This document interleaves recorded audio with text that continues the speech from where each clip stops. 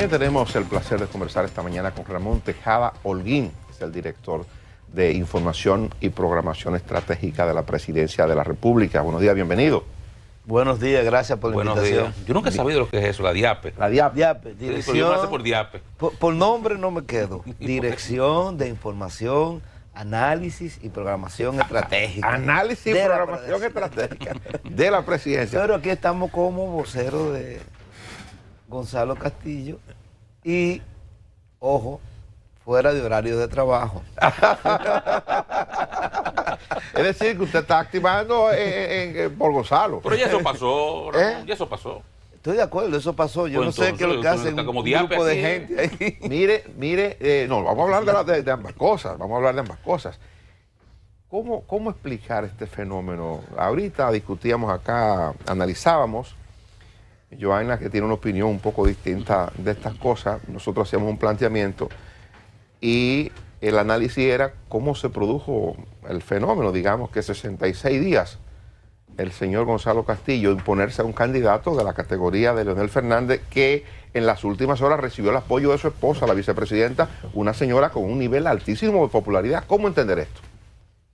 Bueno, tú dijiste 66 días, yo te lo pongo más difícil. Si tú te pones a pensar, fue después del 9 de septiembre, que fue cuando se eligió como el candidato oficial de la corriente mayoritaria dentro del PLD. Sí, o sea, fueron 25 días, efectivamente. Mira, yo creo que eso se explica. Eso, aquí la explicación, la primera experiencia que deberíamos sacar de esto es que hace mucho que la política en República Dominicana cambió. Y que las razones, vamos a decir, como dirían los demógrafos, las determinantes del voto también ha cambiado. Y los políticos quizás no lo han entendido. Y una de las razones que tiene la determinante del voto es el historial que tú tienes detrás, es la experiencia que tú tienes detrás. Y tú me vas a decir, pero Leonel tiene una gran experiencia, mucho mayor que Gonzalo. Sin embargo, vamos a pensar en los últimos 7 años, ¿quién acompaña al presidente Danilo Medina en las visitas sorpresa? Gonzalo Castillo. ¿Quién ha sido el que ha trabajado todo este tema de las circunvalaciones que tanta gasolina y tanto tiempo nos ha ahorrado? Gonzalo Castillo. ¿Quién ha estado trabajando el tema de la seguridad vial que todos en más de una ocasión hemos utilizado y ha sido efectivo? Gonzalo Castillo. ¿Quién ha sido el beneficiario cuando estaba junto con el presidente en la rueda de prensa sobre las escuelas, inaugurándolas y de alguna manera, digámosle, siendo partícipe de política como la jornada extendida? Gonzalo Castillo. Es simple, Gonzalo Castillo ha sido visto como efectivamente el que puede mantener este tipo de política durante los próximos cuatrienios, y Leonel Fernández inclusive en una entrevista llegó a decir que él tenía su propio estilo y que ese asunto de la visita sorpresa eran cosas del presidente Danilo Medina y no necesariamente él tenía que mantenerla. Llegó a decir también que gobernar el país no era un asunto de cualquiera. Sí. Con lo que cualquierizaba o intentaba cualquierizar a Gonzalo. Lamentablemente cualquiera le ganó. Permítame preguntarle esto, ¿cómo entender esto que ha ocurrido desde otro ángulo? Ese señor al que usted se refiere, Gonzalo Castillo, siempre estuvo en la visita sorpresa del presidente. Casi siempre se sentaba atrás del presidente. Estaba siempre al lado del presidente el señor ministro administrativo de la presidencia, el incumbente de Agricultura, del Ministerio de Agricultura o del Banco Agrícola, y Gonzalo atrás tranquilo. O sea, no era una gente que tenía tampoco ese nivel de exposición, a pesar de que estaba siempre cerca del presidente. Pero siempre hacía algún discurso, fíjate. Y siempre era el que le decía, si había en cualquier visita sorpresa, había un pedido de algún camino vecinal, de algún tipo de comunicación entre dos terrenos, ¿a quién era que el presidente le decía? Gonzalo, tienes que encargarte de esto. O sea, era un ejecutor. La gente interpretó, en su opinión, que entre ese hombre y el presidente Medina había un vínculo que lo ponía en capacidad de él continuar la obra, que es lo que se vendió al final. Exacto, pero no solamente eso, porque entre el presidente y otros funcionarios había un vínculo y no necesariamente podía ese otro funcionario captar digamos, la simpatía que tenía el presidente. El problema no es ese, es que también Gonzalo, además de eso, tenía un estilo similar al presidente. ¿Te acuerdas? Camisita manga corta. El presidente anda en saco siempre. Cercano a la gente. El presidente anda en saco siempre. Pero, va los domingos en camisa y en chacabara, medio formal. Pero Gonzalo anda en camisa manga corta, el presidente en saco. Pero daba ese sentido de cercanía. Cuando él de la venía al gente. programa venía de ese traje. Un mal No, día. claro. Un mal, Un mal día, ¿no? También llegó a venir con su camiseta. Exactamente. Los días de trabajo. Sí. Pero daba también ese sentido de cercanía de la gente. Fíjate que además también es dos estilos diferentes, que yo creo que, insisto, hay que estudiarlo bien porque nos está diciendo que la política está cambiando. Un estilo de un candidato que tiene 23 años, siendo candidato a la presidencia, con un verbo muy florido, con una propuesta que nos proyecta al 2040 y un candidato 44. muy 44. No le quite el último cuatro. No le quitemos los últimos 4 años. No. Y un candidato pragmático, con hechos concretos que tiene, pero además de eso, con una oferta sencilla. Ramón, ahora ese candidato, discúlpame, sacó la mitad del partido. Y se diría que ese partido está dividido mitad-mitad. Mitad por un lado, mitad por el otro. Y parecen mitades irreconciliables por lo que ha pasado. O sea, sería inconcebible que Leonel Fernández volviera al círculo que le robó vulgarmente unas elecciones con un fraude. Entre comillas, lo de robó. Bueno, es lo que él dice. Sí. Él no le pone comillas. Tú la puedes poner, tú se la pones, pero no se la pone. Entonces, al él no ponérsela, sería difícil ver a un Leonel Fernández levantándole la mano a un Gonzalo Castillo o integrado en un comité político que debe funcionar como una estructura que guíe el proceso de campaña del partido. Mira, hay que ver dos cosas. Las elecciones que acaban de pasar nos dicen que el partido está dividido en la mitad. Pero fue 911.000 votos, 890.000. Pero te olvidaste que son elecciones y fueron primarias abiertas. Por lo tanto, lo que dice es que las simpatías dentro del partido estaban divididas de esa manera. No el partido, los operadores partidarios. Hay una corriente mayoritaria evidente, que es la corriente mayoritaria que dirige el presidente Danilo Medina. ¿Cuántos senadores tiene la corriente? No, sí, eso yo lo mantengo con usted. Son 25. ¿Cuántos diputados tiene la corriente? No sé cuántos sacaron. De los candidatos. No sé. La mayoría. La mayoría. Oí que el 80%, pero no sé qué. Sí, más o menos, el 80%. Quizá más, quizá el 85%. Igualmente en las alcaldías. Hubo lugares en donde la candidatura se diputaba entre el sector mayoritario, entre la corriente mayoritaria. Entonces, primero que nada, esa observación. No es el partido que está dividido por la mitad, son las simpatías. Y fueron los simpatizantes los que votaron. 1.800.000 personas. Casi 1.900.000, casi 2 millones. Que a propósito, ¿dónde están los 2 millones de Leonel? Bueno, eso después lo No, usted. Esa es parte de su especialidad, analizar esas cosas. Eso lo podemos hablar. ¿Qué pasó ahí? ¿Qué pasó ahí? No, pero vamos a seguir con esto. No es el partido que está. No es el partido, sí, no, yo lo traigo ahora. No es el partido que Yo está. le voy a pedir una explicación sobre eso. La simpatía. El partido sigue existiendo una corriente mayoritaria. Y una corriente mayoritaria que tiene el control partidario. Y que ha sido el que ha llevado las políticas públicas más exitosas en República Dominicana de los últimos años. ¿Puede Leonel permanecer en el PLD? ¿Eso es viable? Mira, ahí viene su capacidad o no capacidad política. Yo creo que Leonel está quemando totalmente su capital político. Está quemando sus posibilidades futuras, pero a nivel. Yo te recuerdo una historia. 2007, Danilo Medina. ¿Qué hizo Danilo Medina? Se quedó dentro del partido, reconstruyó su grupo, reconstruyó el partido mismo porque era un gran operador. ¿Y qué pasó después? Lo tuvimos como presidente, quizá el presidente, no, sin quizá, el presidente más exitoso del Partido de la Liberación Dominicana. ¿Qué va a hacer Leonel Fernández? Si se sigue llevando de los vinchos y de esos sectores, pues evidentemente va a terminar siendo un político más de los políticos minoritarios, quizá comparable a Guillermo Moreno o a Minuta Bar, alguna cosa de eso. Un hombre que sacó 1 millón de votos, Ramón. ¿Eh? Un hombre que sacó 1 millón de votos hace una semana.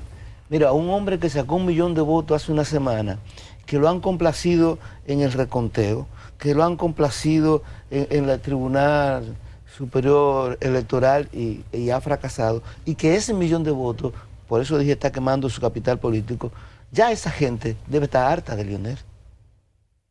No, pero falta una cosa para que lo complazca. ¿Cuál? Que lo declaren ganador. Sí. Hoy. No, y también le han dicho claramente que le van a hacer la auditoría, etcétera, etcétera. O sea, yo creo que una cosa es que tú vayas a votar por una gente y otra cosa es que esa gente por la que tú votaste te defraude. Y yo creo que haya defraudado a esos votantes. Yo creo que si ahora mismo hacen un proceso electoral, mira, le iría muy mal. Yo le voy a hacer una pregunta y usted me la responde si quiere o no quiere. La entidad que usted dirige tiene vínculos con centros que hacen estudios sociales y políticos, me imagino. Entonces yo creo que ustedes deben tener algún nivel de información de lo que debe estar ocurriendo con la figura de Leonel Fernández al día de hoy. Medido al día de hoy, ¿cómo se ve Leonel? No hay nada reciente de eso. Mira, yo te voy a decir lo siguiente. Tú tienes indicadores que no tienes que ir muy lejos, que tú lo ves. Ayer, ¿cómo se pronunció la conferencia del Episcopado Dominicano? La conferencia del Episcopado Dominicano. ¿Cómo se pronunciaron el sector turístico, los principales empresarios del sector turístico sobre el tema? Y espera los pronunciamientos que van a venir de los otros sectores. Conectaba redactando ayer un documento. Mira, en esta misma dirección. Definitivamente, vuelvo, insisto, no es una metáfora que yo estoy diciendo. Leonel está quemando su capital político y está comprometiendo sus posibilidades futuras. Al nivel que te voy a decir algo. Piensa en lo siguiente, además. ¿Quién ha sido el gran operador de Leonel Fernández? El hombre que ha hecho todo el trabajo de campo para Leonel Fernández. ¿Quién es? Félix Bautista. Félix Bautista es el candidato del Partido de la Liberación Dominicana para senador por San Juan de la Maguana. ¿Tú crees que se va a ir a acompañar a Leonel a una aventura? A cualquiera, a lo que sea, cuando el Partido de la Liberación Dominicana tiene el 50%. ¿Qué le pareció el mensaje de Félix? ¿Cómo usted lo lee? Félix ayer llamó a la unidad y al entendimiento entre Leonel y Danilo. Félix le mandó el siguiente mensaje. Oye, yo me voy a quedar en el PLD. ¿Usted lo entendió así? Pero claro, ese es el mensaje. Yo soy el candidato del PLD y yo no gano en otro sitio que no sea el PLD. Café del bueno para usted. Domingo, Ramón. Ramón, muchas gracias. Al margen digamos, vamos a salir un poco de la parte interna y aprovechar tu condición de, no solamente profesional de estudio social, sino tu experiencia electoral. Tú tienes mucha experiencia electoral, de observador y todo esto. A veces parecería que hemos involucionado. Uno avanza en materia electoral, la gente ingresa a la tecnología, se fortalece institucionalmente la Junta, pero lo que se vivió aquí este fin de semana, con la compra de votos de todos los lados, porque eso sí yo quiero que quede claro, el dinero rodó de una forma grosera en todas las direcciones. ¿Qué podemos hacer desde el Estado para corregir este tipo de deficiencia? Porque es una deficiencia muy seria que afecta la democracia en un punto neurálgico. Mira, yo creo que en realidad nosotros lo que hemos hecho es avanzar. Piensen lo siguiente, es una pena decir lo que voy a decir ahora. Roberto Rosario, que era el presidente de la Junta Central Electoral anterior, intentó hacer todo lo que está haciendo Castaño sobre el voto automatizado. El voto automatizado. Lo boicotearon, ¿no? Pero este lo logró. Y lo logró exitosamente. Pero están boicoteando y después, también. no, pero no boicoteando. Mira lo que hicieron con el conteo. Ya el conteo terminó y demostró que estaba mejor. Que el voto automatizado fue un éxito. El voto automatizado te impide a ti, porque yo he oído esto de la compra de cédula y todas estas cosas, y desde que estaba en Participación Ciudadana, cuando yo era coordinador general, yo me río cuando me dicen que mira, que afuera estaban repartiendo dinero. Mucho de ese dinero es el dinero que se da para la comida, lo que llaman la logística. Los viáticos. Sí, los viáticos. La compra de cédula sí es efectiva. Entonces, ¿por qué una encuesta como la Mark Penn es casi perfecta con respecto con el resultado. Eso te está diciendo a ti algo, que esas cosas no son tan efectivas. Se compran votos, ¿eh? Se compran votos, no pero... cédulas, votos. No, pero yo te estoy diciendo, por ejemplo, vamos a poner una cosa. Con el sistema actual, ¿cómo tú sabes que efectivamente una persona votó a favor? Yo te voy a decir. Dímelo. ¿Cómo se compró voto en estas elecciones? Sí. Con el voto asistido. Llegaba la gente. Pero ¿cuánta gente puede votar? De a 50 y 60 por mes en algunas zonas. Pero no de los dos lados, ¿eh? No tanto. De los dos lados, ¿eh? Porque la versión que tengo fue del sector de Leonel que lo hizo. Sí, no. La confesión de una gente que lo hizo. Si lo hicieron, es evidente que un mecanismo de esa naturaleza lo van a hacer todos. Y yo no diría de los lados, yo diría los cuatro lados. Así, no te olvides el otro grupo. Muy correcto. Lo que yo digo es que tiene poco impacto. Porque el voto asistido no son tantos.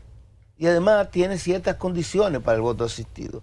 En una zona rural no. No, mire, ese señor no sabe. Bueno, en una zona rural, sí, para una sindicatura, pero ya para alguna sindicatura, una regiduría, eso sí, en una zona rural, efectivamente.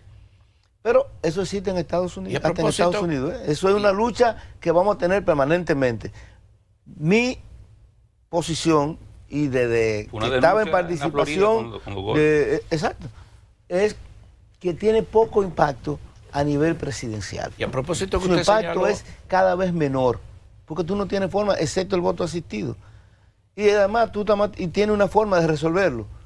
La Junta Central Electoral tiene que estar muy clara de cuándo va a permitir el voto asistido. Y supervisarlo. Y supervisarlo. Mire. O sea, es una solución relativamente rápida. Yo insisto. Pero tienen que buscársela, porque ese es el mecanismo que usaron yo ahora. No creo que tenga tanto impacto. Y la mejor prueba de que no tiene tanto impacto, claro, en este proceso, como las firmas encuestadoras, muchas se vendieron a candidatos y estaban diciendo los resultados. Y al final la única que tuvo más cercanía fue la Mark Penn. Pero la que ustedes tenían, pero a propósito de eso, no decían esos resultados también. La de la DIAPE, ¿qué decía? Esos mismos resultados. La penúltima que yo hice dio un resultado muy similar. Empate estadístico. Al resultado, sí, se llama empate técnico, porque está dentro del margen de error, al resultado que daba la Mark Penn. ¿Y eso no le daba susto a usted que estaba trabajando con esa candidatura? Que estaba en empate. ¿No daba susto eso, que estaba en empate? No, me estimulaba para trabajar. o daba motivo a lo que está la pregunta de Oscar, que había que buscar asistirse con un dinerito. Pues yo acabo de decir claramente que yo creo, y yo eso estoy convencido, de que ese mecanismo no es tan efectivo. No es tan efectivo como la gente cree. ¿Usted entiende que avanzamos? ¿Usted no piensa que el dinero... Yo creo que avanzamos. El dinero hoy pesa más que hace 25 o 30 años. No, el dinero pesa menos que hace 25 o 30 años. En lo único que el dinero pesa más es en un asunto, bueno, pero eso es normal. La movilización de los delegados, la movilización de los militantes, de que la gente tiene que ir, etcétera. Y ahí hay que tener dinero. Pero en compra de cédula y de votos, yo creo que eso cada vez tiene menos impacto en los procesos ¿Qué electorales. le parece en el plano ya? Muchas veces esas cosas, ¿tú sabes para qué se hacen? Para mantener calmados a los militantes. Y se le acepta.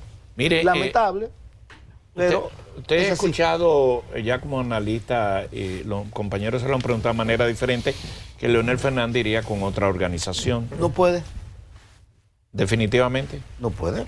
Hay un artículo de la ley de partido político que dice taxativamente que si usted participó en un proceso interno de un partido, usted no puede ir como candidato de otro partido.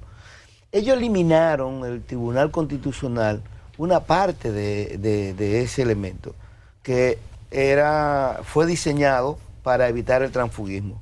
Pero la parte que ellos eliminaron fue aquella que decía que para usted ser candidato de un partido tenía que tener una cantidad de tiempo mínimo de militante. No especificaba la cantidad de tiempo, sino decía los estatutos de los partidos, o mandaba a los partidos a poner en sus estatutos que quien quisiera ser candidato tenía que tener un tiempo. El tiempo se lo dejaba a opción de los partidos. Eso fue lo que eliminó el Tribunal Constitucional. El Tribunal no ha eliminado la parte que dice claramente que si usted participó en un proceso interno, usted no puede ser candidato de la otro teoría partido. ahora que está saliendo ganó o perdió. Porque eso también es ojo. cuando participó, ganó o perdió en el proceso interno, ya usted participó en el proceso interno. Eso quiere decir que los que ganaron dentro del PLD, que pueden ser cercanos al sector minoritario de Leonel Fernández, no podrían irse tampoco. Bueno, pueden ir, no pueden ser candidatos. Pero no podrían ser candidatos. Ahora, Ramón, en el país de la según, como es este, ¿no estaría Leonel Fernández planteando, y es mi teoría, generando una crisis política para encontrar soluciones políticas a un bloqueo jurídico? El problema que yo estoy viendo es que, vamos a ver, si ustedes se ponen a observar en procesos anteriores, que hubo situaciones lamentables, aquí hubo algunas situaciones que fueron un par y fueron inclusive fuera de los recintos. Yo creo que este ha sido un proceso ejemplar. La ciudadanía fue a votar tranquilo, el juez electoral se ha comportado muy bien y ha hecho su trabajo en todo el proceso. Entonces yo no creo que él está generando ninguna crisis política. Y la gente está yendo a su trabajo normalmente, está yendo a estudiar normalmente. Ha pedido, ha dicho, yo voy a buscar de observadores a la embajada ni caso le ha hecho. Voy a buscar a la Unión Europea está tranquila, haciendo lo que tiene que hacer y lo que siempre ha hecho. Yo no he visto, el único que le ha hecho caso es la COPAL, y la COPAL la dirige Manolo Pichardo, que es un hombre que es vocero de la candidatura de Leonel Fernández en República Dominicana. Entonces, por más que él quiera generar eso, yo no creo que eso vaya a lograr un objetivo ulterior. Es decir, como por ejemplo, ok, mira, estate tranquilo y te vamos a quitar Exactamente. No creo. Puede ser, yo no estoy diciendo que no sea su estrategia. Lo que yo digo es que no creo. Además, tenemos un tribunal constitucional que cada vez se hace más independiente. ¿Cómo usted proyecta entonces el futuro del doctor Fernández?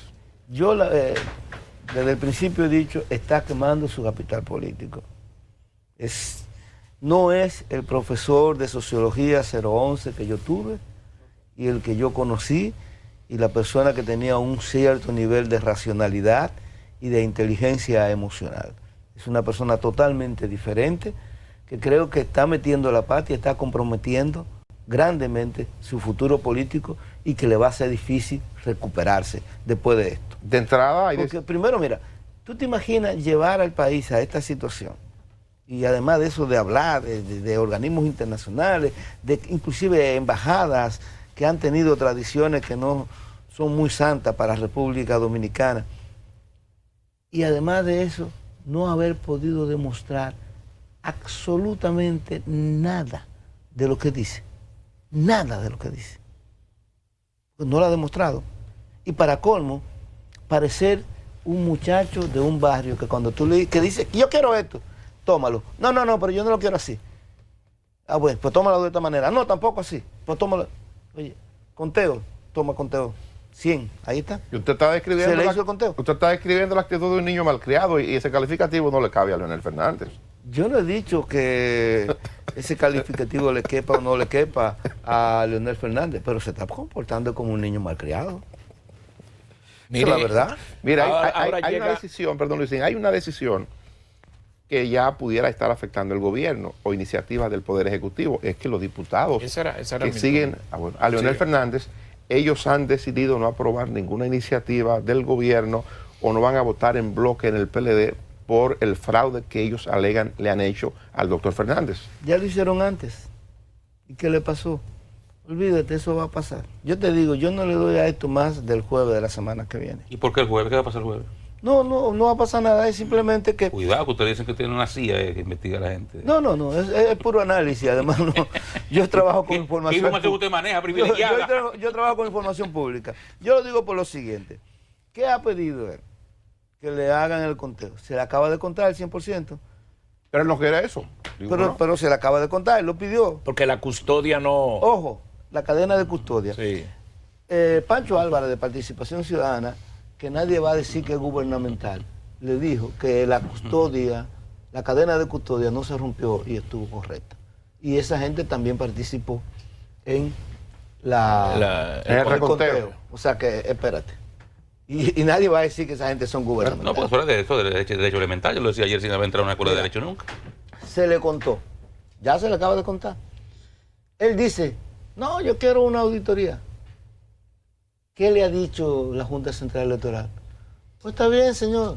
le hacemos su auditoría forense. Pero él quiere antes de proclamar. Yo lo único, pero se le va a hacer, ahí está. Yo lo único que le pediría al doctor Leonel Fernández, que como el país tiene tantas dificultades, según él, y tiene tantas situaciones, que por lo menos pague la auditoría, que sea la Funglode y que sean con una institución de respeto. Ese es otro problema, porque para hacer la auditoría hay que hacer un concurso, hay que hacer un concurso para contratar firmas auditoras. No, pero no, le contratamos la que él diga. Eso hay que auditarlo también. Porque ya además los demás partidos también quieren que auditoría. Pero para las elecciones hay que auditarlo. Sí, pero está bien, yo no lo veo mal. Está bien que se audite.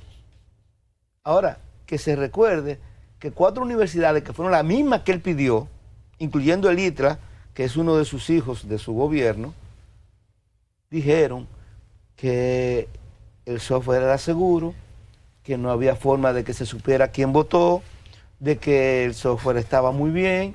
O sea, certificaron lo que él pidió que certificara. Eso es determinante porque en la semana se dijo que esas universidades no lo habían validado. Pues sí lo habían validado. Sí. El 19 de septiembre había salido en la prensa la validación y ellos lo reiteraron en este momento. Las denuncias de los hackers rusos, de Hochi o de Armando García. Mira, los únicos rusos que yo he visto son unos que están en la playa gozándosela.